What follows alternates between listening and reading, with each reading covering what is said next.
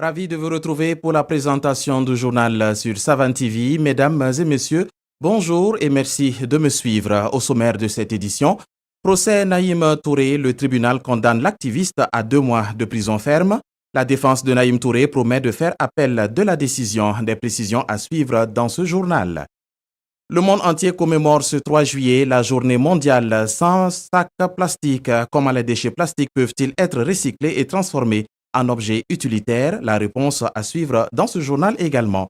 9000 enfants recensés dans les rues du pays des hommes intègres. Le phénomène prend de l'ampleur au Burkina Faso. Zoom sur ces enfants dans ce journal. Une fois de plus, bonjour et merci de me recevoir chez vous.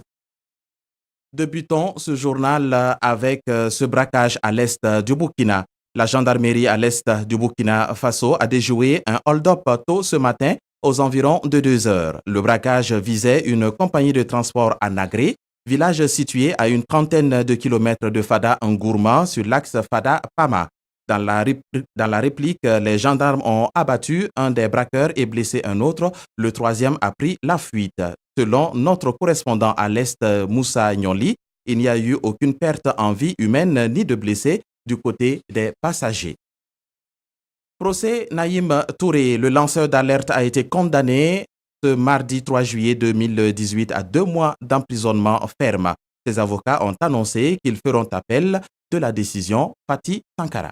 Naïm Touré a été condamné à 2 mois de prison ferme pour incitation à trouble à l'ordre public. Les 2 autres chefs d'accusation, à savoir démoralisation des forces de défense et de sécurité et complot contre la sûreté de l'État, ont été jugés non constitués. Les avocats de l'activiste comptent faire appel de la décision. Nous avons dit que pour nous, il n'est pas conforme donc à ce que nous avions plaidé, parce que pour nous, aucune de ces infractions n'était constituée.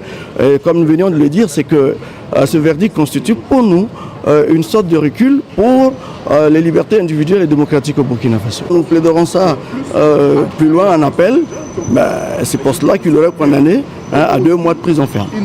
Pour les pro-Naïm Touré, cette condamnation est une atteinte à la liberté d'expression au Burkina. Ils entendent mener des actions de protestation dans les prochains jours. On ne peut pas condamner quelqu'un pour une publication sur Facebook. Et on ne peut pas gouverner un pays sur Facebook, c'est pas possible. Je suis dessus et je suis révoltée. Naïm Touré est un prisonnier d'opinion, est un prisonnier parce qu'il a osé effectivement donner son point de vue quant à la marche de notre pays. Moi, je ne vois pas en quoi, effectivement, il doit être arrêté pour ça et condamné jusqu'à 2 mois de prison ferme. Donc, ce que je vais dire, dans les jours à venir, effectivement, nous allons aussi donner notre point de vue, nous allons donner les activités que nous allons mener par rapport, effectivement, à la question pour sa libération. Cette condamnation de Naïm Touré, c'est une façon de museler les réseaux sociaux. C'est une façon de museler la liberté d'expression, de museler les libertés démocratiques. Interpellé le 14 juin, Naïm Touré a été déféré à la Mako le 19 juin dernier. En bref et en images, procès putsch septembre 2015.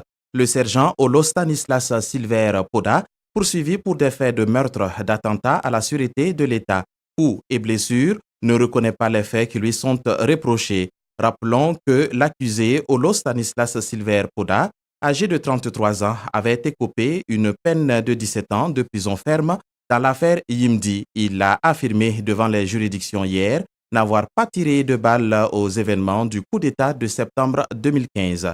L'avocat de l'accusé demande aussi des preuves qui attestent réellement que son client a tiré sur la population aux alentours de l'hôtel Laïko Ouagademil. Lassina Pierre Yanogo, avocat de la partie civile, affirme que l'interrogatoire des accusés permettra de connaître toute la vérité. Les accusés Florent Nion, Amadoli et Samida sont appelés à la barre aujourd'hui.